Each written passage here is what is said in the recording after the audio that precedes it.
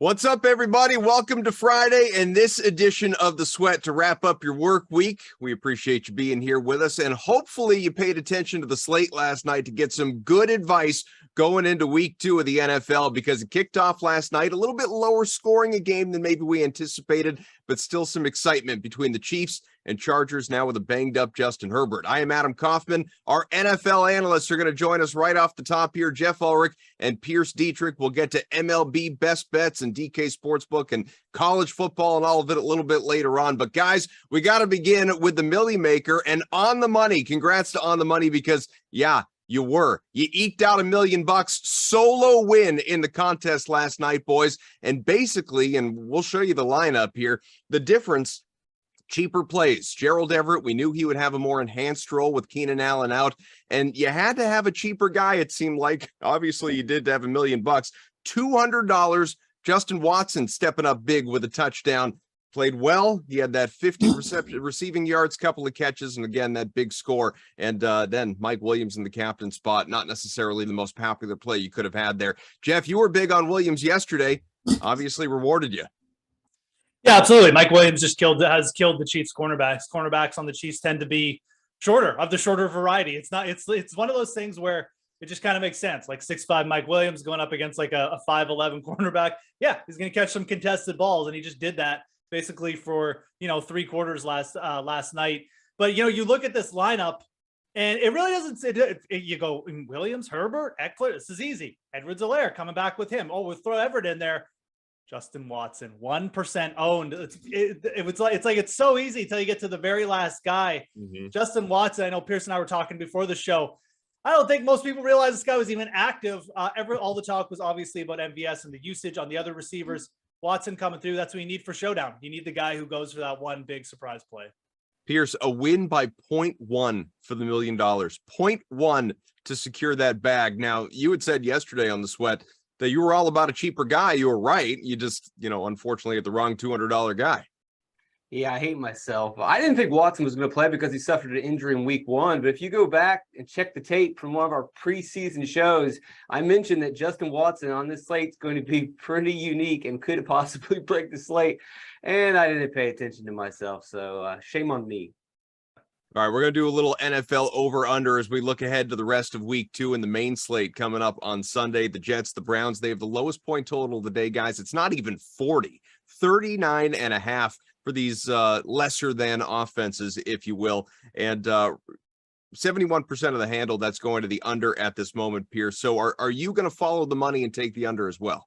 I'm going to disagree with the experts. This could be a huge mistake, but yeah, the Jets defense looked pretty good last week. They were able to stop the run, but again, they were stopping Kenyon Drake. And I don't think the Ravens really pushed that hard, and the Ravens didn't really have their best team. So the Jets defense looks a little bit better than they've played.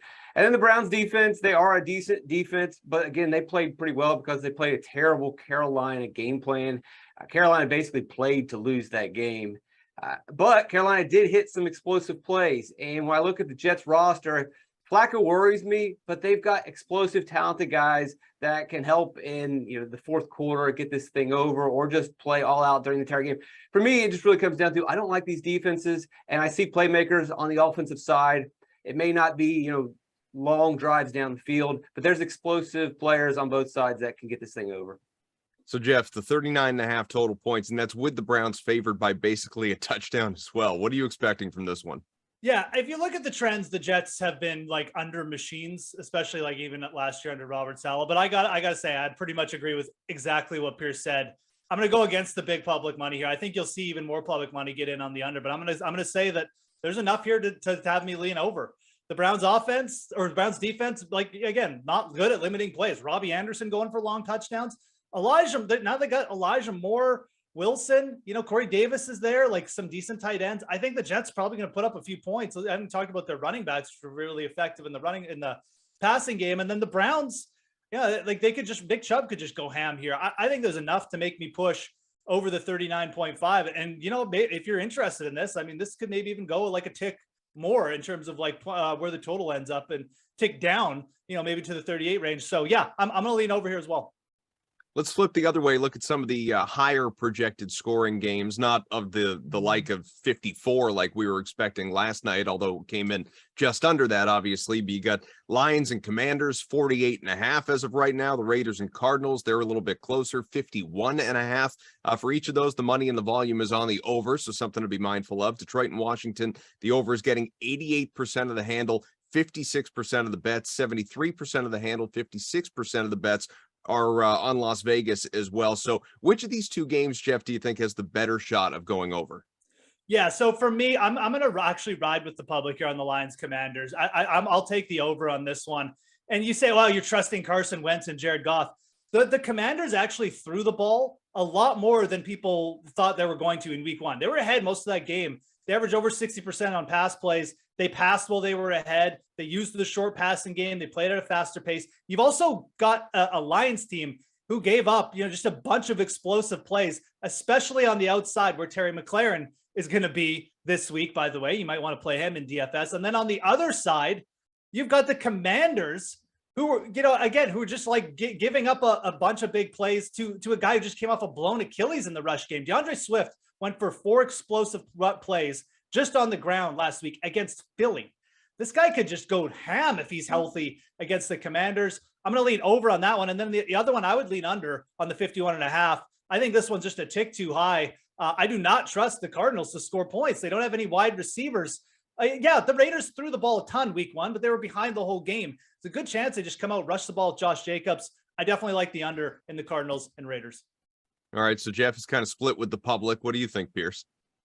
If DeAndre Swift is healthy is a big line because he did not practice on Thursday. If he goes, and we've seen this last season, right? Why is the reason why DeAndre Swift never turns into the player that he's been hyped up to be for the last 3 seasons? Because he's always injured. He's always hurt. Here we go, week 2. He's not healthy. You really can't expect much from him. The Detroit Lions offense is way overhyped. Washington's defense is pretty solid. Wow. I think that game going against your Lions? They're not. Look, here's what the Lions do. Swift said he was healthy too, by the way. He said he's playing. So just to get that out there to people, DeAndre Swift said he's healthy. Maybe try practicing. I don't know. I mean, practice. You might want to get some reps with your team, get in the flow of things. Probably a good thing when you're the Detroit Lions to get as much experience as possible. I don't know. I don't know. I guess the Lions have everything. They got everything figured out, right? They're a winning franchise. They don't need their players to practice. Give me a break. Dan Campbell has other methods, Pierce. He's not worried about practice.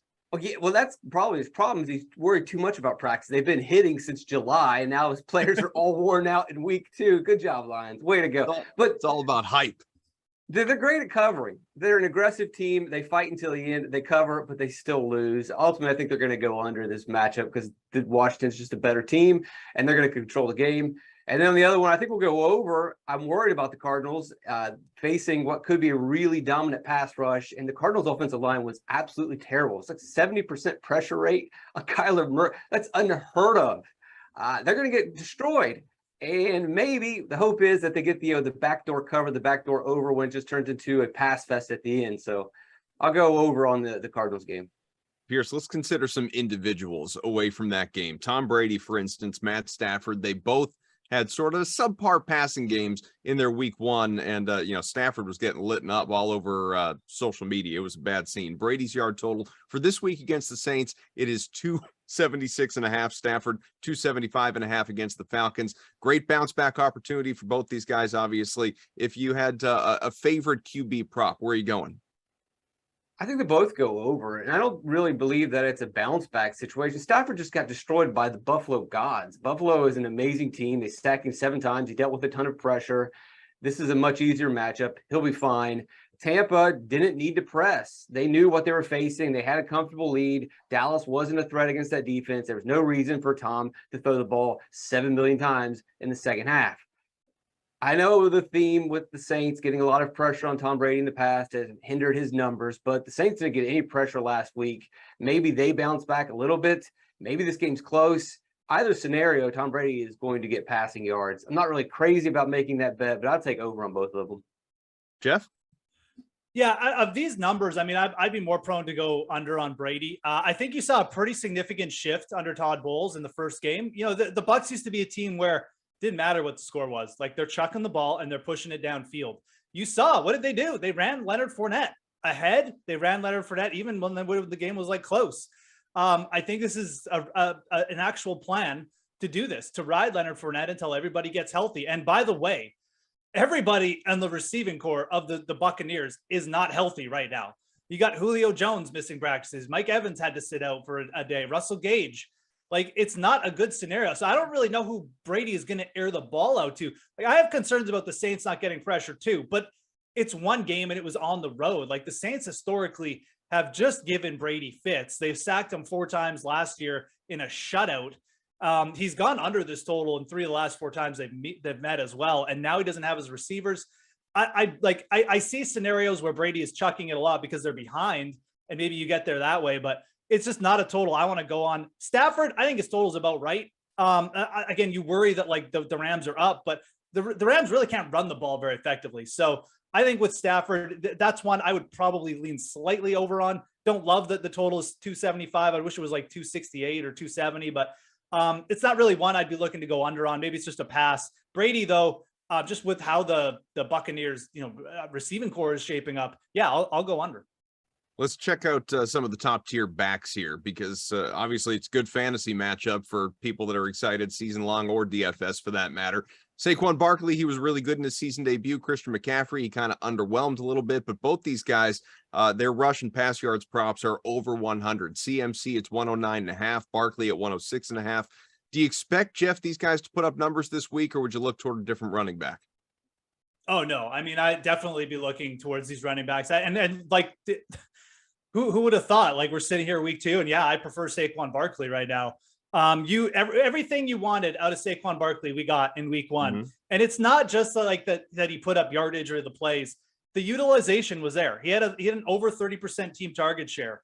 He ran like, he ran routes on like almost 75% of snaps. Like, he took the majority of the rushing attempts. Like, he's going to be the focal point of this offense. And the Panthers are setting up, by the way, like Ben McAdoo. People forget Ben McAdoo is the offensive coordinator in Carolina. What does he do? He just plays at a fast pace. He just likes to keep the pedal down. Even when his team sucks, which it did when he was the Giants head coach, he plays at a fast pace. So it's something we can trust for fantasy. This is going to be a fast-paced game, and it definitely helps both backs. But I'll take Saquon over Christian McCaffrey right now. Love the way he looked, and I just like that he's basically the focal point in this offense where the wide receivers, it's going to be hit or miss. No one's just sucking up like 30% target share out there on the outside.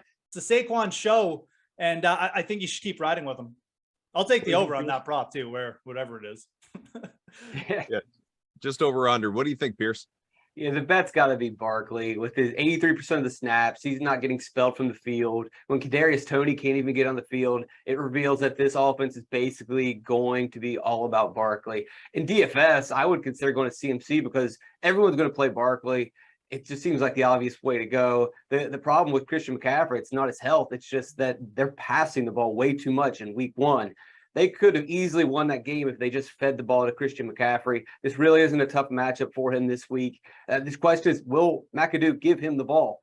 If him and Rule want to keep their jobs, the rule has been basically the same for the last 2 years. Just give the ball to McCaffrey over and over. If you try to get cute and do other things, you lose games, you're going to get fired. The safe bet's Barkley, but in DFS, I would look to CMC.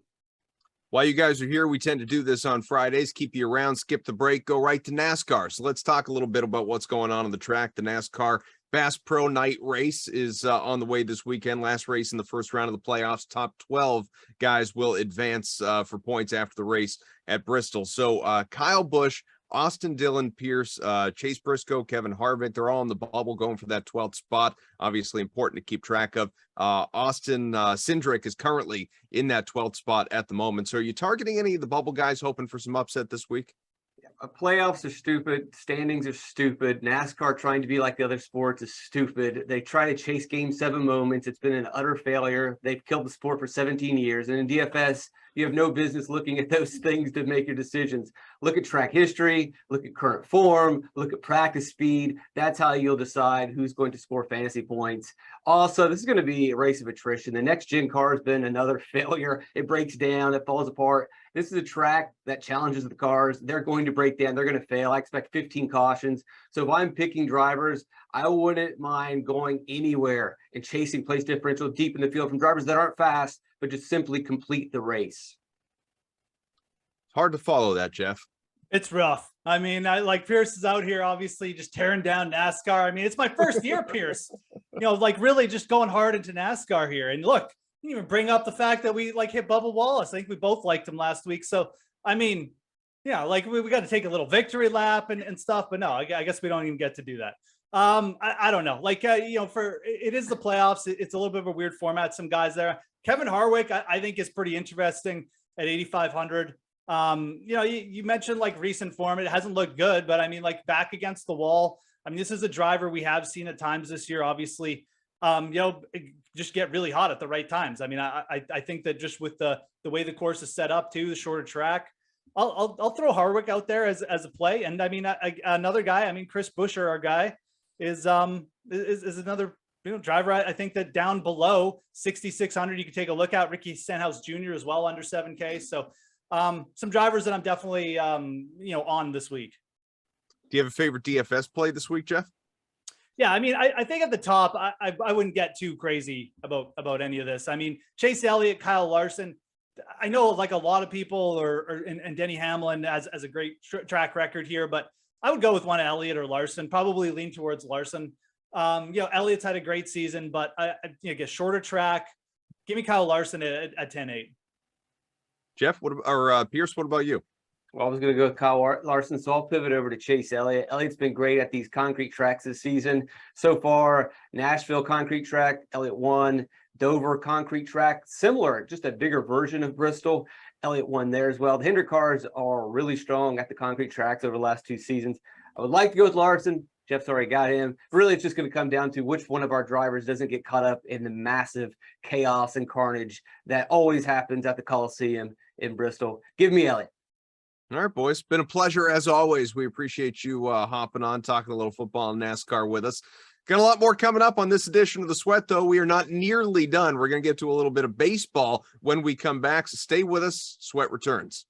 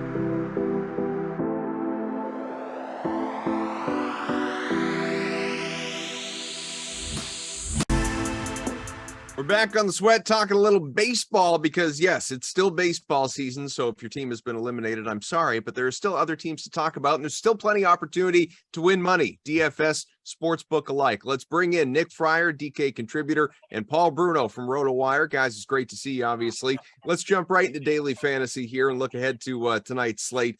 Pitchers over 8K, Pablo. Who stands out to you? Adam, for me, the top choice has to be Robbie Ray for $9,800. The hard-throwing lefty's been throwing with much improved control lately, with no walks over his last 3 starts. That's got to be a career first for him. He's got 16 strikeouts over his last 18 innings as well. Tonight, he gets a chance to extend the domination of an Angels lineup that has lots of holes in it. Look at what he's done in his last 2 starts against LA this year. He's limited them to only 8 hits over 14 innings and 2 earned runs while striking out 20, walking only 2. I think there's a big chance that he extends those numbers with another lopsided effort in favor of his club. The high win probability for Taijuan Walker makes him the second best pick in this range for me. largely because he's pitched well lately in his last 4 starts, but the chance to replicate a 10 strikeout effort in his most recent outing gives me incentive to make him the number 2 guy. And I think he's on a roll and may continue it this evening. Nick, I was hoping we could talk a little, Luis Giolito, but misses the cutoff by $200. So who stands out to you?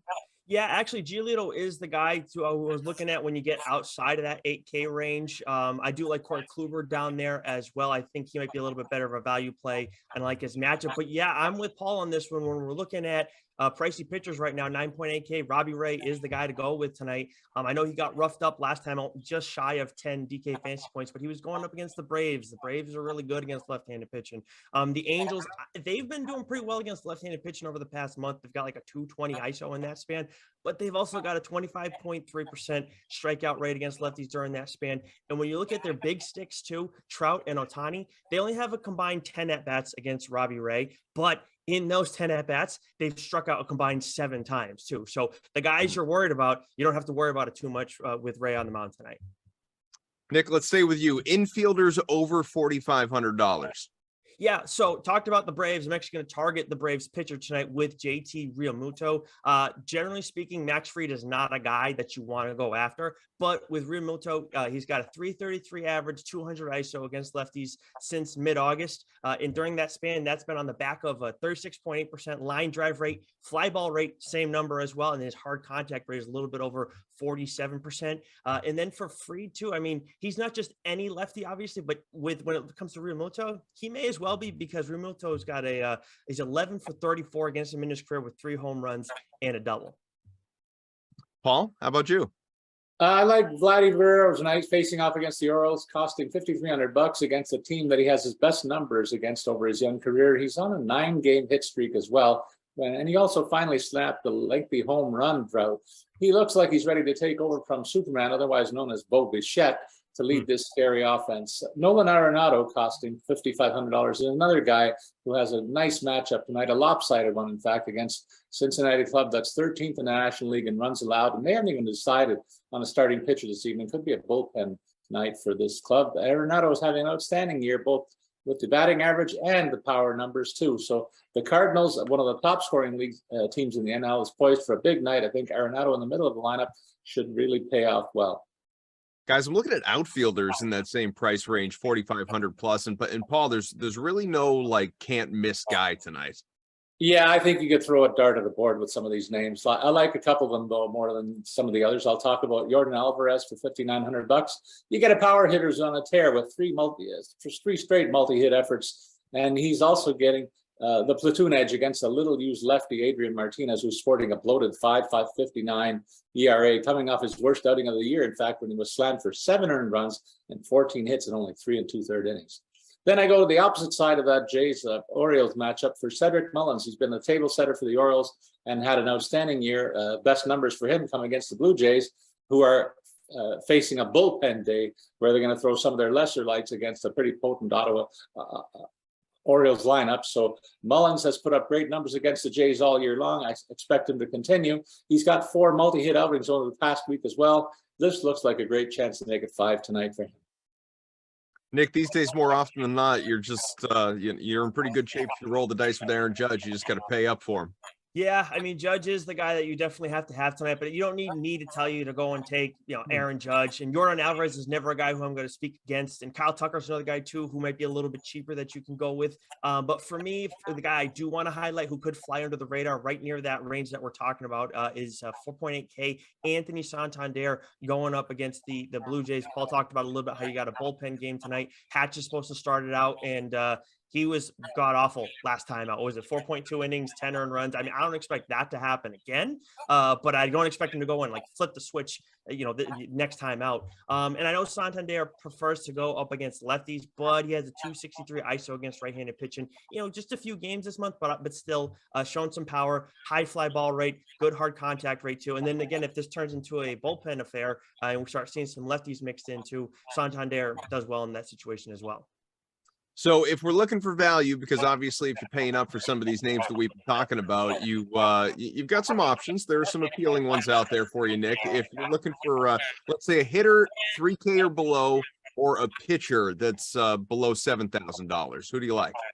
Yeah, so when I'm looking at I was looking at hitters on this one, and there are definitely some guys in that 3K range that I really like a lot. But when we're trying to go underneath that, look, Josh Young always stands out, but Carlos Santana is actually one of my favorite ones tonight, right near the minimum price at 2.1K, going up against the Angels. Michael Lorenzen is throwing tonight, and look, anytime he's on the mound, you gotta scour a lineup and find all the left-handed hitters that they have and see what you can get out of that lineup. Now, the Mariners, they only have so much in the way of left-handed hitting. I know they have Jesse Winker. They have J.P. Crawford at the bottom of the order too.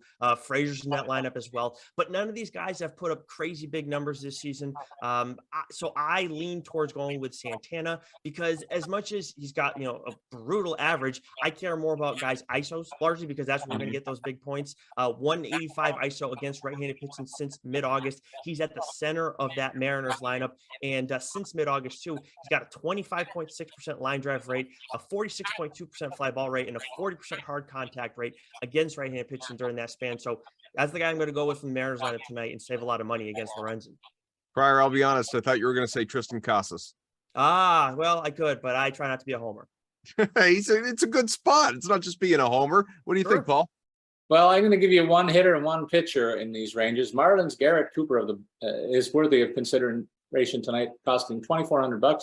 The Miami first baseman comes into play after producing 4 multi-hit efforts in his last 10 starts. He has a great shot at extending that success when he faces the Nats starter, Josiah Gray, who's sporting a 5.06 ERA over 132 innings on the season, has been ripped for 12 hits and 10 earned runs and 4 homers over his last 2 starts, covering 8 1/3 innings. So he's ripe for the picking again tonight.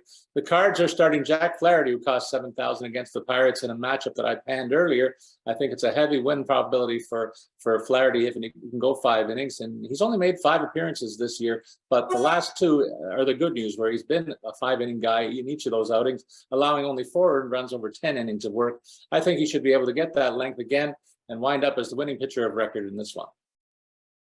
All right, boys. Well, I think that's going to about do it for your baseball portion of our program here. Look, baseball's fun. It is, but everyone's so excited about NFL being back. I miss NFL talk already. I want to go back to NFL. So that's what we're going to do. Pierce is going to come on back. Matt Meiselman's going to join us. We're going to get back to the gridiron on the other side.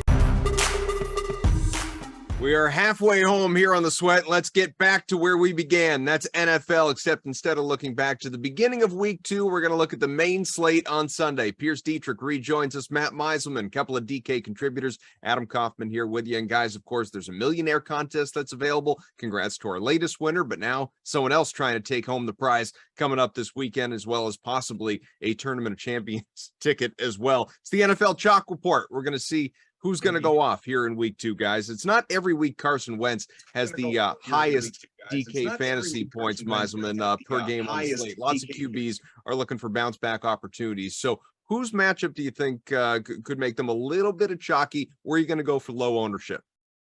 Yeah, so the chalky guys, I actually think people could play Wentz, but Derek Carr for sure, and then I think Stafford for sure. So my pivot, I think my favorite one's going to be Tom Brady. And I think there were a lot of weeks like this last year where Brady was just a little bit off everyone's radar. The total for this game has actually dropped quite a bit, but I think it's just because of Chris Godwin. Like, I don't think there's anything wrong here except that Godwin's out. And with that, it's just going to be more stackable. So I think Brady is maybe like the 5th or 6th highest owned QB. It's not the best matchup against the Saints, but it is a good weather game. They are indoors in a dome. And I think that it's just going to be easier to afford everyone because Godwin's not in the lineup. So yes, it hurts Brady's production, but I think because of that, a lot less people are going to look there, and it makes him fairly contrarian. So Pierce, where are you going to pivot to? Yeah, you probably want to consider pivoting away from Derek Carr, even though he is in an amazing spot, and the Cardinals have looked terrible to start the season. They looked terrible to finish last season.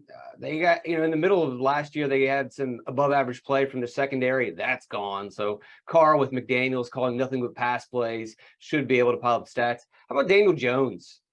Played about a perfect game last week. Did he pile up the yards? No, but you got to expect that the new coach probably is going to handcuff him a little bit, but still, I mean, efficiency wise, it was there. Now he's got a pretty soft matchup in the Carolina Panthers, who just lost to the Cleveland Browns. They should be able to move the ball. But what you really like is his rushing upside. He ran the ball. We've seen him in the past go over 50 yards rushing. We know that at Buffalo, the old head coach loved to allow Josh Allen to run the ball. He even had a rush attempt last week in the red zone. Not a lot of talk about Daniel Jones. The spot is there. He did everything he was supposed to. I mean, think of a normal week. If we got that performance out of Daniel Jones, we would be really excited. I don't know why there's not more heat coming his way. Pierce, we were talking in the first segment of the show about, some of the stud options at running back here this weekend. Saquon Barkley, what he did last week, what he could do this week, what he's positioned obviously to do, or a guy that you maybe don't believe in quite as much as the public and DeAndre Swift. But nevertheless, these guys are going to be highly owned. So where would you pivot to here? How about Josh Jacobs? If everyone is going to play the Devonte Adams, Derek Carr stack, then Jacobs is the natural pivot to get away from the field, even though everyone is already doing that pivot as well. If you watch any DFS show, everyone is stacking and everyone is pivoting as well. You never know what people are going to do, but in theory, they're going to move the ball. They're going to be at the goal line. They're going to be in the red zone. So what if those touchdowns don't go to Carr? They don't go to Adams. They go to Josh Jacobs. Then all of a sudden you've got a huge leverage on the field. You don't really like a situation considering Josh McDaniels tends to pass the ball. You've also got Brandon Bolden there, bringing in the old New England player. And those New England coaches tend to love their New England guys. So Bolden could steal some reps, but he's a possibility. James Conner is another guy that probably is not going to get any attention because everyone's expecting Arizona to get blown out and not have a chance. But on the back end, Arizona could find the end zone late in this game in garbage time. He gets all the goal line work. He's getting basically all the rushing work. With Chase Edmonds gone, he's now going to become more of a pass catching threat. We've seen Connor in several years ago for Pittsburgh go for over 50 receptions. Those are two guys. I mean, obviously, Jacobs is going to be very popular, but no one's going to go near Connor in that matchup. I think he's worth a pivot. Bolden did have a touchdown in week 1, as you highlighted, and it's very New England-esque. Just the committee that exists now in Vegas is nerve-wracking when it comes to rostering these guys. Matt, where are you going to go? So, yeah, I like where Pierce's head's at with the 2 running backs in the game where everyone's playing the passing games. I am concerned about committees too, though. So I think my favorite pivot, I'm going to stick to the same game. Alvin Kamara had 7.5 fantasy points last week, and I don't necessarily expect huge things from him in a tough matchup against Tampa, but especially if you're playing a stack here, Kamara is going to get more production through the passing game than just about any receiver, any running back as a receiver. But I just don't think anyone is going to play him. Like, we could see ownership 1 or 2% on Alvin Kamara, and the guy is just too good for no one to have him. So the price is a little high. The matchup is bad. But if no one's playing him, this guy's just too good of a football player and too involved in the offense to not at least take a look at. So if you're going way off the board, I think Kamara is probably your best bet at running back. At wide out, the names are the names that they always are. You guys mentioned Devonte Adams, going to be very chalky this week. Expensive, obviously. Cooper Kupp is Cooper Kupp. We know what he's capable of. We were reminded of it in week 1. Jamar Chase, same deal. Michael Pittman, he's a little bit cheaper than those 3. Still going to be popular. Good matchup against Jacksonville. So if you're looking for a good pivot option, Mize, where are you going? So I think in a normal week, you'd see a ton of ownership on Mike Evans or even Julio Jones, maybe. Michael Thomas is underpriced. Like, I still am just going to go with this game as the full stack. But I think the ownership will be relatively low on these guys because of Adams and Kupp.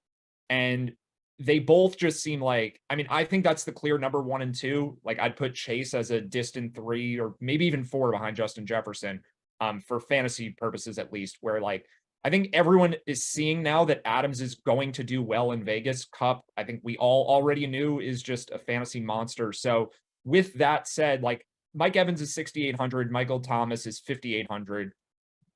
Some people will have them. They might get around 10% ownership, but I don't anticipate either of these guys being chalk by any stretch. And this just kind of goes along with the game that I'm focusing on. It doesn't have a super high total, but I think there's a combination of these guys being affordable and not being all that popular. So I'll just stick here. I think this is a great game to stack. And Thomas in particular actually seems underpriced. What about you, Pierce? This is a place where I pretty much would just eat the chalk. You can't go cute everywhere. I can see pivoting to other positions, but as you mentioned, these are the guys that are on the top every single week, and they're on the top every single week because they produce every week. Devonte Adams is in a smash spot. McDaniels is going to continue to feed the ball to him. They pretty much revealed their hand. They're going to throw. They're going to do that again this week against Arizona. If I am going to pivot slightly different, I think Deebo Samuel is worth a consideration. I'm high on the Seahawks, but one of their weaknesses is at cornerback with Tyreek Woolen. 5th round pick. He's starting at corner. He allowed several big plays last week. He kept a couple of them off the board by committing pass interferences in the end zone. But if we're playing Deebo Samuel, we're chasing the big plays. There's going to be several times where he's going to match up against Woolen. We know that they have some injuries at safety. Not getting a lot of talk about Deebo Samuel. I don't mind playing him just the only 49er, but I think he's absolutely going to have a big play or two in that game. At tight end, Pierce, with Travis Kelce unavailable after he already went in prime time, obviously, but considering what he did to Arizona in week 1, the monster game and a blowout win for the Chiefs, Darren Waller in this game that we keep talking about, is he the chalk this week? And, whether he is or isn't, are you going to go elsewhere? He is. I don't mind playing him. You look at some of the value and the pivots at tight end that we like to go to save some money. There just really isn't anything that's exciting or moves the needle. Maybe you consider Tyler Conklin. We know Joe Flacco is not a good quarterback, but that favors the tight end. Flacco has all these receivers, but he's going to struggle to get the ball downfield to Elijah Moore or to Garrett Wilson. And he's going to do some of your check down routes to Michael Carter. He's going to throw the short to intermediate routes to Tyler Conklin. 7 targets last week, got a touchdown. Ultimately, you're chasing a touchdown. Not super excited about that. Evan Ingram didn't show too much in week 1, but he showed that they're heading in the right direction. And I expect Ingram and Trevor Lawrence to continue to build a bit of rapport as Doug Peterson turns him into basically a new version of Zach Ertz. Those are the places that I would pivot to, but I think you're probably, again, safest playing some of the chalky options at tight end like Waller. Mize, who's your guy? Yeah, I'm going to go with Waller too. And I actually think this could be somewhat of a leverage play because if people are trying to jam in Carr with Adams and then maybe even play Kupp in that lineup too, or pay up for McCaffrey, Taylor, Barkley, like Adams is chalky, which he almost certainly will be, then Waller could be the odd man out in some of these stacks where people just play Carr with Adams or Carr maybe with Adams and Jacobs. Getting some steam. He's $3,400 and Carson Wentz is also cheap. So maybe Waller only comes in as too excited to play him, but it's clearly a good spot. All right, well, that's the NFL main slate, and plenty of opportunity to talk more about it on the slate later on after the 4 o'clock Madden Sim, right around 5:15. Meiselman will be back with you, along with Matt LaMarca. Got the quite a rivalry, the Packers, presented by KFC. Jules and Emerson there for you. Presented by KFC. Who are you going to turn to for your KFC? So I think they'll run the ball when they're ahead. You know, we got an ugly game here. I'm going with A.J. Dillon and more than Jones. So if Green Bay does build a lead in this. Dudes in the backfield. Thank you, yeah. Julian. Appreciate it, man. And thanks to all of you for watching this week's Showdown Spotlight presented by KFC. Order all your family-style favorites and keep your team fueled all season long. Now that's finger looking good. Thank you, fellas, and welcome back to the slate.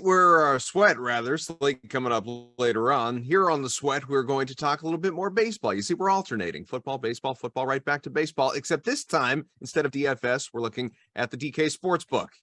Guys, let's start with a couple of teams that are obviously looking toward the baseball wild card in the National League. The Braves and the Phillies, Suarez and Fried are going out. What's a good bet in this one here, Garion? I think you could probably convince me the over in general. This is a pretty good bet. I mean, these are two of the best hitting teams of left-handed pitching in all of baseball. But I think I'm going to more so zero in on the Braves side of this because their prop for runs scored in the first 5 innings is set at 2.5, and it's actually at plus money, plus 115. I don't have a ton of confidence in Ranger Suarez against this Braves lineup. Suarez has been fine this season. He's been a little unlucky with his strand rate, although that could be part and parcel with the fact his strikeout rate is down pretty drastically, and walking a lot of 35 WOBA and a 119 WRC plus against southpaw pitching. Those are both top 3 marks in baseball. Eric, obviously you got time, about 7.5 hours until this game actually starts. But if you're looking for some sort of advantage here early in the day, what's a good bet from this game? Yeah, I think Gary and I are thinking about this pretty similarly, though I am going to end up on the over 7.5 runs. It's at minus 115 right now, I believe. I think Gary had also found an interesting way of going about it because I want to go for the Braves, but at minus 190, I don't think I have that level of confidence in them, given that Ranger Suarez has had, his fair share of good outings over the last 2 years, and that the Phillies hit lefties particularly well. Phillies are 6th in team WRC plus against lefties. Atlanta, though, is 3rd. So I think this adds up to more confidence in runs in general being scored than in a definite Atlanta win. As Gary mentioned, Suarez has not pitched all that well lately, even if he's been pretty decent for much of the season. 4 straight non-quality starts. I'm not sure if there's a word for that other than non-quality. So he's not been on lately, which could push you just towards a straight Atlanta. But with that minus 190, I think just saying Atlanta's going to do their part, score 5 or 6 of the 8 runs we need here, that appeals to me a bit more. Eric, let's stay with you. How about a player prop that you like tonight? Any game. Yeah, let's look at Riley Green to homer. It's at plus 650. His Tigers are facing Lucas Giolito and the White Sox here. Giolito has a ERA north of 6 in 10 starts in the second half. He's giving up 1.5 homers per 9 innings on the season, thanks in large part to a pretty low ground ball rate, 38%. He's been lower before, but he traditionally isn't somebody who keeps the ball on the ground well. Riley Green has only homered 5 times in 75 games, so you might think this is a bit of a crazy bet, but he hits the ball hard. 79th percentile hard hit rate, according to StatCast. Other guys within a few points of that mark are some pretty clear power hitters. You got like Pete Alonso, Franmil Reyes, Ryan Mountcastle, Luke Voigt, guys who hit the ball hard. Problem is he's hit the ball into the ground far too often. A launch angle under 3 degrees, but because he hits it so hard, he still managed a barrel rate of 9.5%. And he's hitting the ball well lately, a 946 OPS over his last 20 games. So I like a very talented rookie who's been hitting the ball hard to get one at the right angle against a guy who allows far too many fly balls tonight. All right. And let's keep going with you here for a moment, Eric. We'll kick it back to Gary in a second. How about run totals that you like tonight? Yeah, the Dodgers Giants. And at the end of the day here, under 7.5 is attractive to me. It's basically just a bet on Dustin May because Logan Webb on the other side, I think, is going to do his job. 2.88 ERA on the season for the Giants righty. Strikeout rate is down a bit from last year. Last year, he was keeping the ball on the ground almost as well as guys like Framber Valdez, but was also striking guys out. This year, below average strikeout rate, but he's also not walking guys, and he's keeping the ball on the ground very well. Also pitching quite well lately, 19 strikeouts against just 1 walk over his last 3 starts. So the real question here, I think, is Dustin May on the other side. 4.29 ERA through his first 4 starts back from Tommy John surgery. Really, it was 2 good ones and then 2 shaky ones against the Pirates. But when you throw in he also looked excellent while rehabbing, and he looked excellent in his small handful of starts last year before getting hurt. I think I'm going to bet on him pitching well enough to keep this one to something like a 4-3 or 5-2 score. Gary, let's have you rejoin us here. What about run totals that you like here tonight? Yeah, I think the fire alarm testing is done. I'm going to talk fast. Were the takes too hot? You know what? They always are. They always are. The building's given me a couple different warnings. I like the over in a game we've already kind of talked about, which is Chicago-Detroit. Scary to take an over in a Tigers game. The unders hit in 59% of their games this season. That's what happens when you have a bad lineup and a great bullpen. But this starting pitching matchup is pretty underwhelming. Matt Manning has given up 11 earned runs in his last 12 2/3 innings. The White Sox have the best WRC plus and have scored the most runs of any team in baseball in the month of September. And then you've got Lucas Giolito, who's got a 6.31 ERA his last 5 starts and has actually given up 9 earned runs to these Tigers the last 2 times he's seen them. So with that really underwhelming combination of starting pitching, I think we go over 7.5 runs tonight in Detroit. Did you want to quickly offer your player prop? I would hate for people to miss out. Sure. Logan Webb over 4.5 strikeouts. That's at plus 115. Webb's actually gone over this number in each of his last 4 starts, including a start against the Dodgers, who he will face tonight. Generally speaking, the Dodgers are not a strikeout happy team. However, in September, they actually have a 24% strikeout rate and the 7th highest swinging strike rate in baseball at 12.2%. The big reason for that is they have 4 regulars in their lineup right now, that being Trace Thompson, Max Muncy, Joey Gallo, and obviously Cody Bellinger, who have a strikeout rate above 35% in the month. Chris Taylor's also at 25%, so he's not been much better either. But if you get 3 of those 5 guys, 4 of those 5 guys in the Dodgers lineup tonight, I think you can go ahead and really be confident in that strikeout prop cashing. Okay, how about let's just keep the marathon going with you, and then we'll go back to Eric. A favorite run line or money line bet tonight?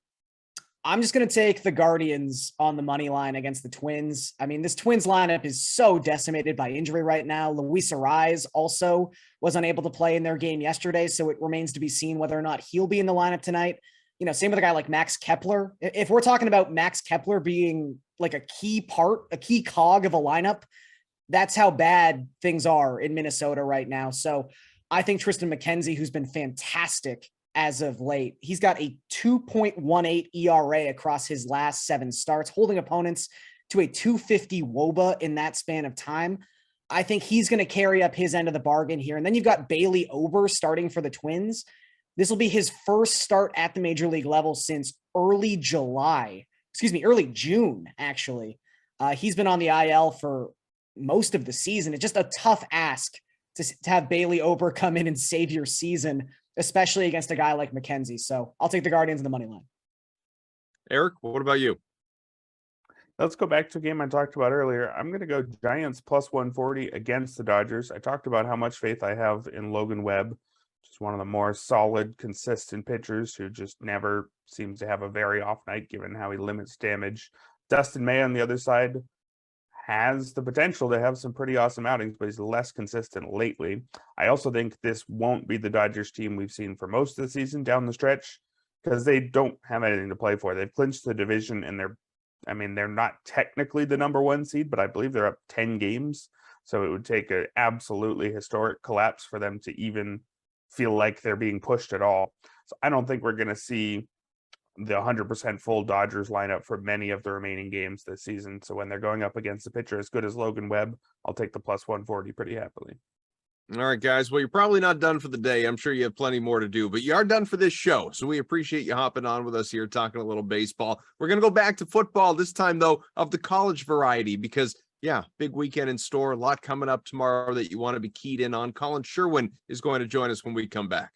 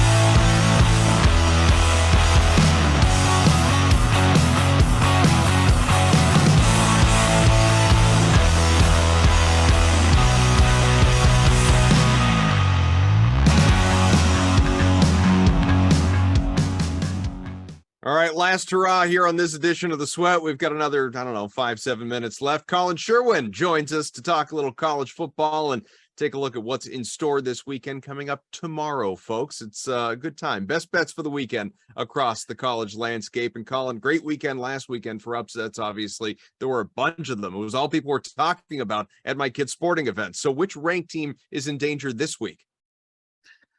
Oh, I think a bunch of them are, but the one that's going to jump out at me the most, I think, is Oregon, because I think BYU is just going to go in there and steamroll them. I really like BYU here. I think that getting 3.5, I have this game on my board as a pick 'em, so I really like BYU.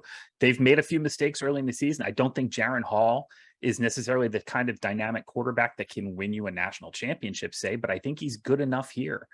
This Oregon team just doesn't seem to have some of the weapons that they've had in the past. And BYU just looks like their ability to run the ball, especially late in games, is going to come back and help them. I think last week at Baylor, Baylor made a ton of mistakes last week, but I think both teams will clean it up a little bit. Baylor will be very good going forward, and I think BYU as well. But these are two teams that will improve as the season goes on. The talent is there. So give me the Cougs. Any game totals that you're targeting this week? Yeah, there's one that really jumps out at me. SMU Maryland opened at like 69.5. Right now it's about 74. I got it somewhere in the middle of that. This could be completely a game that goes into the mid 80s. These are two teams that just love to throw the ball, and sometimes they throw it to the other team, and that's just as good. Talia Tagovailoa, I'm going to say his name right someday. Someday I'm going to get his name right. But right now, Tagovailoa, yes. You're adding a couple extra syllables in there, I think, but that's okay. We'll keep going. If he had just played, if his brother had played a couple more years at Alabama, I would have picked it up by now. He throws the ball to both teams, and sometimes that's really good for overs. These are both teams with a ton of pace. They go really fast. You got a Sonny Dykes offense against a Michael Oxley offense and a quarterback both ways that can be really productive for both teams. So yeah, give me the over in this one. I think this is even in the high 70s, I think this is an under bet. I would go as high as like 79, 80 on this comfortably. Do you expect Texas A&M to rebound at home going against 13th ranked Miami? 6-point favorites, 44.5 game total. What's the outlook? So I was a little worried about Miami with Xavier Restrepo no longer being available at wide receiver. He's been declared out. He had 11 catches, 172 yards in the first two this season. But now we're hearing that Max Johnson is going to start for A&M, which makes me think if you can't beat out Haynes King and now you're going to start over Haynes King, there might be some problems, a little panic button getting hit in College Station. I don't like this game either way. I'm probably going to stay off it. I'll be on second half on this game because I'm really interested to see the matchups and how both teams attack. But if I had to choose right now, I'll take the 6.5. Is it 6 or 6.5? It is 6 at DK. There have been some 6 right now. Yep. Yeah, there's some 6.5s floating around in the ether somewhere. I would say give me the points for sure if I had to choose, but I probably will be off of this game, and I will absolutely be betting that second half because I really want to see if the talent on Miami that I think is there can actually match up on the lines with the talent of an A&M, which is extremely talented on the lines, though I think they struggle a bit at the skill positions. We're running short on time, so quickly, your favorite bet of the week. Oh boy, there's just so many. I think BYU actually might be my favorite bet on the board, but let me give you one that I think is a little bit more fun.